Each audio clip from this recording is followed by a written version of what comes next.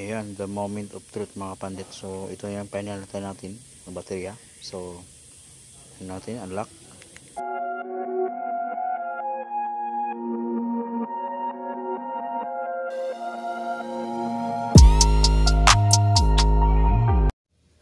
Sa mga kapandit, so ngayon tayo magpapalit tayo ng baterya ng K-Fab. This is a 3 volts CR2032 battery. So ngayon nakabili tayo. So tatlo yung natin, yung papalitan natin na K-Fab sa Toyota Prius. So kung matatandaan niyo, nung nag-demonstrate tayo kung paano gagawin if ever yung K-Pop natin is low bat or discharge. So yun, so if you want to check that video, so makikita nyo sa mga previous videos natin. So ngayon, ito yung continuation. Paano tayo magpapalit tayo ng baterya. So ito yung nabili natin. So tama naman siya. So CR2032. So mahirap tong bilhin na, or mahirap tong hanapin na baterya mga pandit. So but luckily we have found it sa no other than sa Daiso. Sa Daiso mga pandit. Okay, so stay tuned. Then papalitan natin to. Huwag lang gloves kasi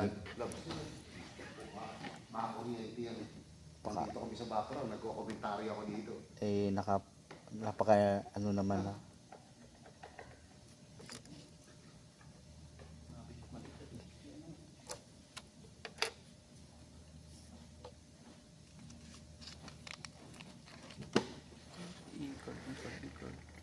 Ano po saan?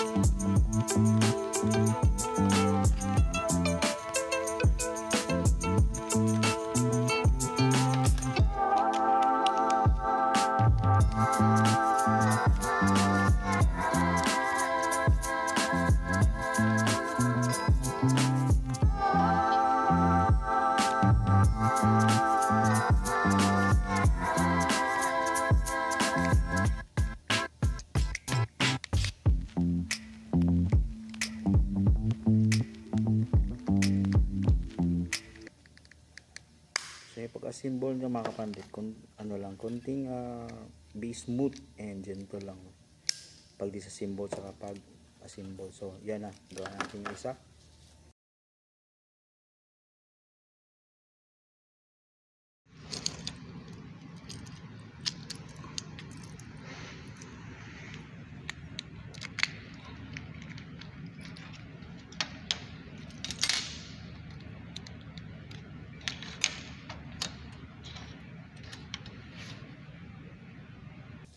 So ito naman itong last, aside na natin yung mga used na battery.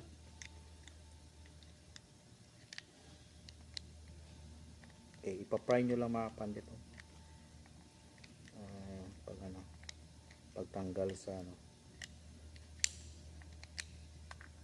ayan, i-pry nyo dito, tapos tatanggal na yan siya, and then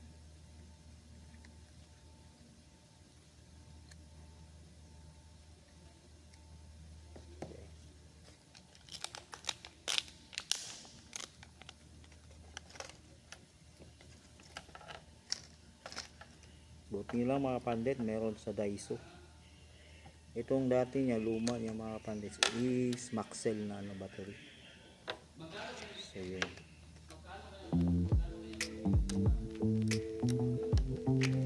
so, napakadali lang mga pandit, very simple. just like eating peanut.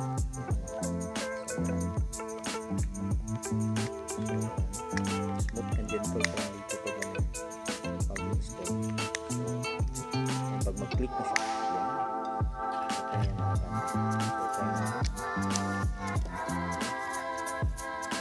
So, stay tuned mga kapandit. Kaya natin. Tapos tayo sa isa. Moment of truth. Yan. Yan, oh. Okay. So, gumana na yung ano natin. K-pub. Yan, oh. So, yan mga pandit. Okay. Gumana na siya. So, check din natin. Check natin yung ano, yung kung under siya. Okay. Yan. So actually tatlo yung ano natin mga kapandit. Tatlo yung pinalitan natin. So tingnan natin. So yun, nag-iilaw-ilaw na siya. May ano, yan. Meaning na ano na yung signal na tatanggap na yung signal. Okay? Yan. So depress brake pedal and push power switch to start. Okay, so depress natin yung brake pedal. Yan, brake pedal again, then push power switch to start. Okay, yan, makikita nyo dyan may ready niya, so okay na yan mga pandit. Yan, so yan mga pandit, so ready na, so okay na yan mga pandit. So pwede na itong tatakbo. Okay, so ngayon naka-park position siya, green, so ready. So yan, makikita niyo. Okay, so yan mga pandit, so okay na siya, okay na yung ano, isang ano natin, isang K-pub. So gumana na siya. Doon naman tayo sa kabila mga pandit.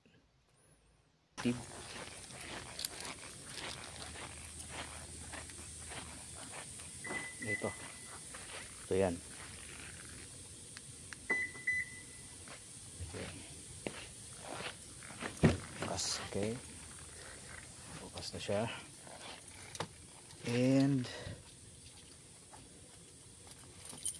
okay.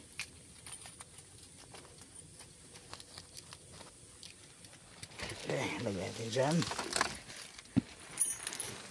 Sara natin yung pintuan. Okay, sara. Then yan. Ito yung ano mga pandit Toyota Prius sa mga ano pa dyan, mga di pa nakasubaybay.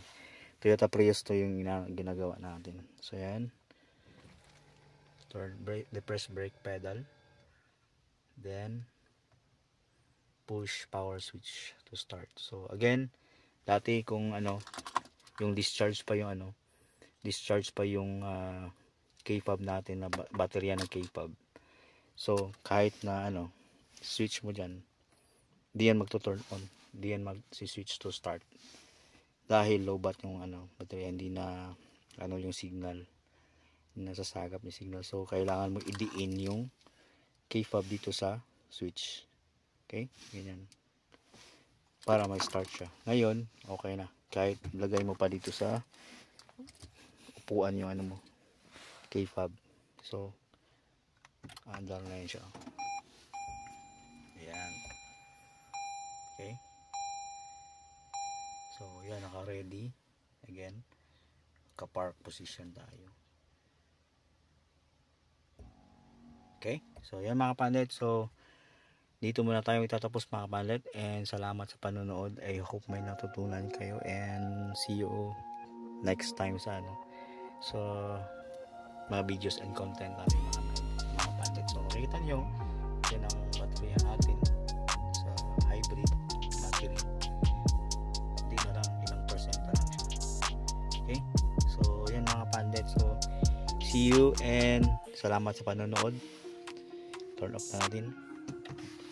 Okay. Turn off natin. And see you sa next upload. Ciao mga kapanlit. Bye-bye.